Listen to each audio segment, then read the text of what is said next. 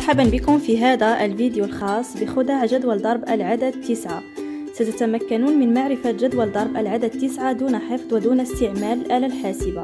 إليكم 3 طرق.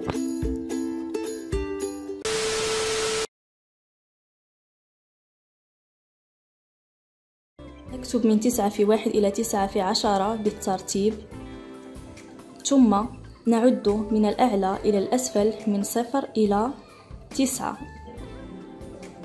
نفس الشيء من الأسفل إلى الأعلى من 0 إلى 9 بالترتيب، وهكذا نكون قد حصلنا على جدول ضرب العدد 9.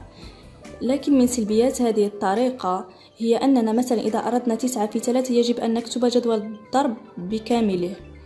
إذن الطريقة الموالية هي طريقة أسهل بكثير.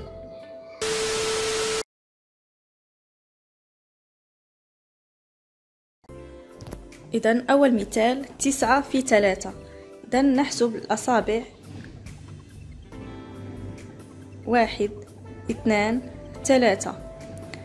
الآن نرى عدد الأصابع التي على يسار 3، إذن العدد هو 2. ثم نرى عدد الأصابع التي على يسار 3، إذن سنجد 1 2 3 4 5 6 7. إذا الناتج 9 في 3 هو 27. نرى أيضا 9 في 5، إذا نلاحظ العدد 5 1 2 3 4 5. ثم نرى عدد الأعداد أو عدد الأصابع التي على يسار 5، 1 2 3 4. ثم عدد الأصابع التي على يمين 5، 1 2 3 4 5. إذا الناتج 9 في 5 هو 45. إذا الآن حاول أن تجد نتيجة 9 في 7 بنفس الطريقة.